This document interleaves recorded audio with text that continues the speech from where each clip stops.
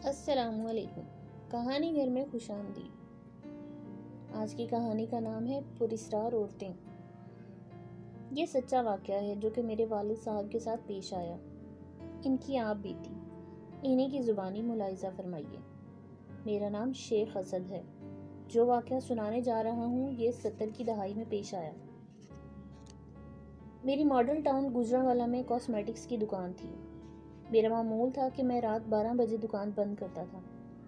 ایک دن میں لاہور سے نیا سامان لایا تھا، سوچا رات کو ہی سامان کھول کر لگا دیا جائے۔ صبح گاہک کی آمد و رفت کے باعث سامان سیٹ کرنے میں دشواری ہوتی ہے۔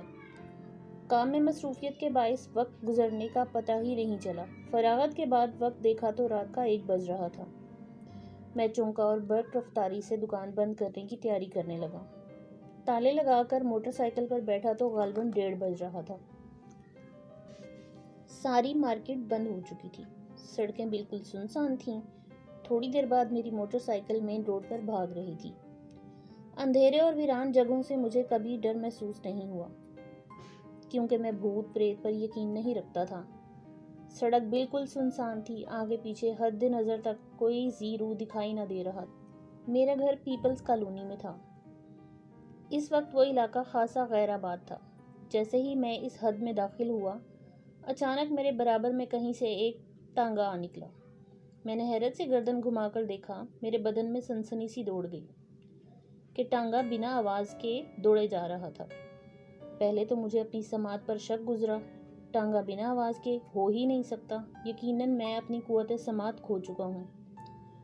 صدمے میں دوچار میں نے نگاہ اٹھا کر ٹانگے کی سواریوں کی طرف دیکھا تو میری رگوں میں خون منجمد ہونے لگا۔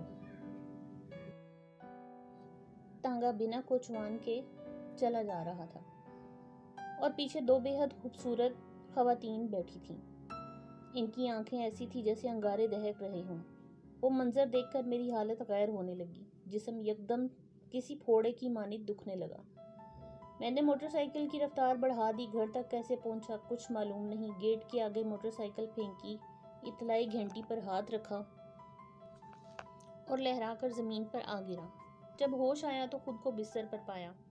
بیوی میرے سرہانے بیٹھی تھی، چہرہ مرجھایا ہوا تھا، آنکھوں کے گرد حلقے تھے، رت جگہوں کی گواہی دے رہے تھے آنکھوں کے حلقے۔ اس نے بتایا کہ مجھے 3 دن بعد ہوش آیا ہے۔ میں مسلسل بخار میں پھنکتا رہا اور ڈاکٹر باقاعدگی سے آتا رہا۔ اسے بھی بخار کی وجہ معلوم نہیں ہو سکی۔ وہ مجھ سے پوچھتی رہی کہ اس رات کیا ہوا تھا۔ میں تذبذب کا شکار ہوا کہ یہ بات بتانی چاہیے کہ نہیں۔ آخر اس کے پرزور اصرار پر مجھے سارا واقعہ اس کے گوش و گزار کرنا پڑا۔ حقیقت جان کر اس کا اوپری سانس اوپر اور نیچے کا نیچے رہ گیا۔ کچھ دیر بعد سکتہ ٹوٹا تو نفل ادا کرنے جائے نماز پر کھڑی ہو گئی۔ بہت سے لوگوں کی زبانی سن رکھا تھا کہ انہی عورتیں دکھائی دیتی ہیں، مگر میں نے کبھی یقین نہیں کیا تھا۔ اپنی آنکھوں سے دیکھا تو یقین آیا۔ آج بھی وہ دہکتی آنکھیں یاد آتی ہیں تو رونگٹے کھڑے ہو جاتے ہیں۔ ایک چھوٹا سا واقعہ تھا، اگر پسند آئے تو پلیز ویڈیو کو لائک کیجیے گا اور میرے چینل کو سبسکرائب بھی ضرور کیجیے گا۔ ابھی تک کے لیے اتنا ہی۔ اللہ حافظ۔